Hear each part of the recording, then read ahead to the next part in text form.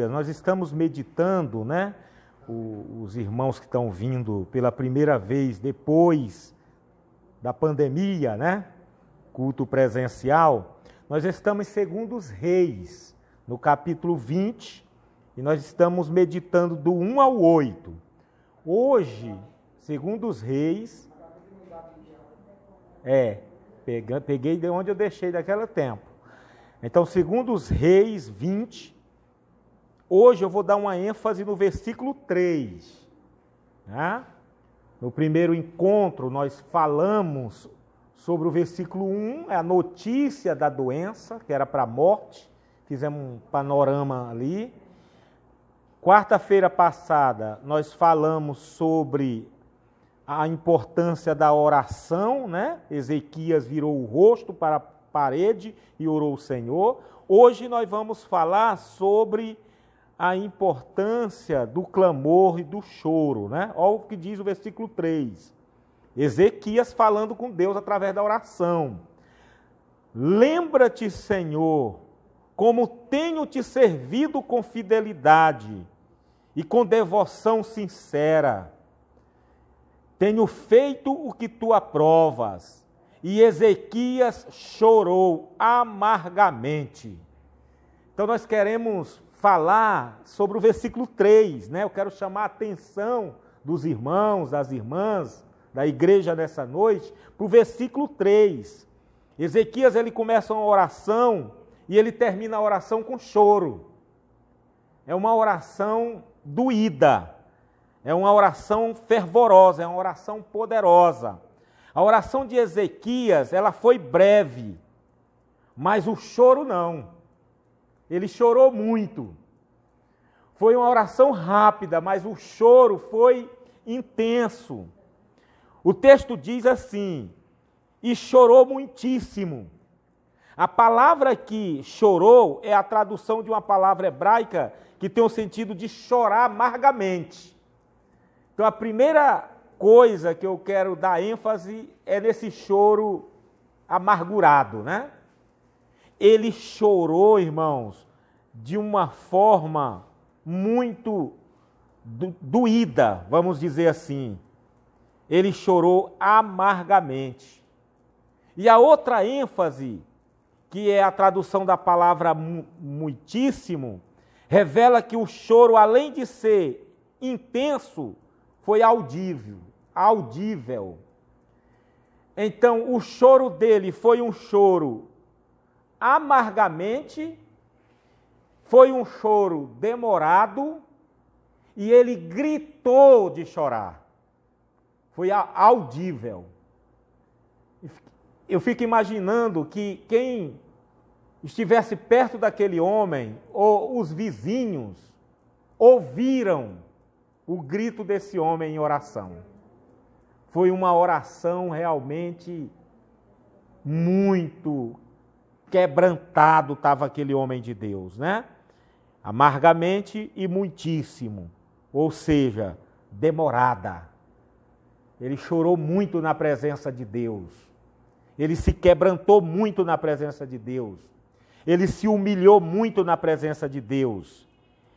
E nessa época, dizem os estudiosos, né, comparando um texto com o outro, ele compôs uma canção que está em Isaías 38, do 10 ao 20. Se você quiser até marcar aí, né, esse texto de Isaías 38, 10 até o 20, é um hino, é uma canção. E quem escreveu esse hino, essa canção, foi Ezequias. Depois dessa tribulação que ele passou, depois desse momento doído que ele viveu. Então peço que vocês leiam esse texto em casa, marquem aí, né? E leiam esse texto em casa dessa canção. Já pedi também para você ler todo o capítulo de Ezequias, porque é muito interessante, de Ezequias, aliás, de 2 Reis 20, que narra, né, esse problema que Ezequias teve, essa enfermidade. Deus escuta a nossa oração, Ele escutou a oração de Ezequias, irmãos, irmãs, graças a Deus por isso. Deus, Ele percebe o nosso choro. Deus percebe o nosso choro amargo, extenso, audível e sincero. Viu, irmã Terezinha? Deus, ele vê as nossas lágrimas. Ele vê o nosso choro. Ele vê o nosso coração doído. Ele vê os nossos gritos e ouve os nossos gritos de socorro. Naquela oração devocional, né? Muitas vezes não é nem aqui na igreja. É lá na nossa oração devocional. Quando a gente entra no quarto e a gente se derrama sem reserva diante do Senhor. Porque aqui na igreja a gente fica, né, preocupado.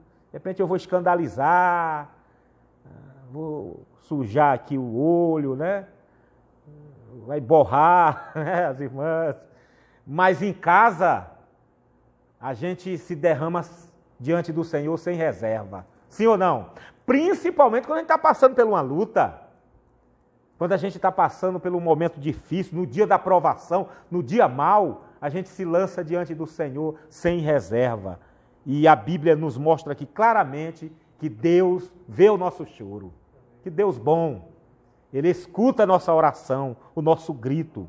Veja o que Deus lhe disse depois desse choro, depois desse grito de oração, por meio de Isaías, no versículo 5, parte B.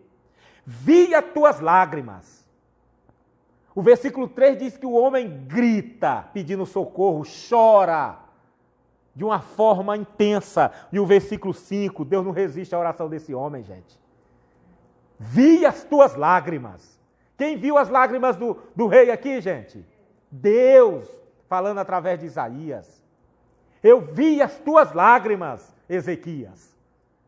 Quando tu estava orando lá, amargamente, intensamente, audivelmente, eu vi. Isso é confortante, né, igreja? Saber que quando a gente está orando, Deus vê. Quando a gente chora na presença de Deus, Deus vê. Às vezes as pessoas não veem. Nós vimos o irmão falando, né? A impressão às vezes que a gente tem é que as coisas estão acontecendo com a gente e a igreja nem sabe. Mas olha a resposta para nós nessa noite, gente. Deus sabe. Deus vê. E responde às nossas orações no seu tempo. Deus percebe as nossas lágrimas. Deus vê as nossas lágrimas. Deus vê as lágrimas dos doentes, dos enfermos. Mas Deus não apenas vê as lágrimas de quem sofre, Ele também recolhe e registra. Quem afirma isso é o próprio Davi, no Salmo 56, 8. Ele diz assim: contastes, ó Deus, contastes os meus passos quando sofri perseguições, recolhestes as minhas lágrimas no teu odre. Não estão elas inscritas no teu livro? O salmista diz: Deus, o Senhor vê as minhas lágrimas e o Senhor colhe as minhas lágrimas no odre. O odre era um objeto feito de couro naquela época para guardar água, guardar vinho. Então ele está fazendo aqui uma analogia, uma simbologia, uma figura de linguagem. Deus, eu sei que o Senhor vê minhas lágrimas, o Senhor colhe ela em um odre. O Senhor cuida da minha vida, o Senhor cuida até das minhas lágrimas. O Senhor cuida do meu coração. É isso que Ele está dizendo. Então, irmãos e irmãs, nós estamos aqui nas quartas-feiras, né, orando o nosso Deus na coletividade. A gente ora também na particularidade. Mas nós estamos aqui certo que nós nos ajoelhamos é diante de Deus. Amém, igreja? Não é diante de cadeira, não é diante de pastor. Quando nós nos ajoelhamos, quando fechamos nossos olhos e clamamos o socorro, é o Deus Todo-Poderoso, Criador dos céus e da terra. E Deus sabe quando você chora. Deus sabe por que você chora. Deus sabe quando você chora, onde você chora e como você chora. Sabia que Deus sabe de tudo isso? Porque Ele te conhece muito bem. As lágrimas não são algo que Deus ignora. As lágrimas têm, portanto, grande valor diante de Deus. Há diagnósticos médicos que nos fazem chorar muitíssimo, sabia disso? Tem muita gente nesse momento chorando diante de um diagnóstico. Tem muita gente nesse momento chorando o luto. Nós iniciamos essa reflexão por causa disso. Lutos, doenças, pessoas que perderam pais, esposa, filhos, irmãos. E tem muita gente chorando nesse momento. Chorando mediante o diagnóstico do médico. Tem gente chorando por causa de uma cirurgia. E tem cirurgia que nos faz chorar, e chorar muitíssimo. Há tratamentos médicos que nos fazem chorar muitíssimos. Principalmente o tratamento de câncer. Os procedimentos são agressivos e nos faz chorar muitíssimos. Mas enquanto choramos, é o que nós estamos aprendendo aqui, Deus percebe. Enquanto choramos, Deus vê. Enquanto choramos, Deus recolhe as nossas lágrimas e registra as nossas lágrimas.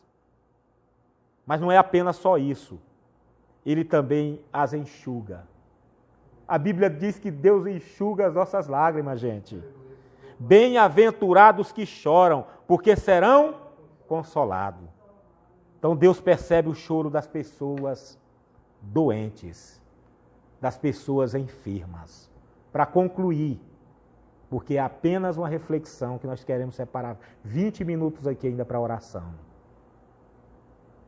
O que é que eu quero, pelo Espírito Santo, que você leve para a sua casa e medite durante o fim de semana? Que Deus te vê no mais profundo. Quando ninguém te vê, Deus te vê. Que na hora do problema, na hora da crise, Deus te vê. Na hora da alegria também. Na hora do choro de alegria também. Mas na hora do choro, da dor, da perseguição, da tribulação, Deus está te vendo. E no tempo certo, na hora certa, para a honra e glória dEle, Ele honra os fiéis. Alguém aqui tem dúvida que Deus vai honrar os fiéis? Nós não temos dúvida disso. Deus vai honrar os fiéis. Então que a igreja se mantenha firme. Que nós nos mantenhamos firmes. Porque Deus honra os fiéis. Em nome de Jesus.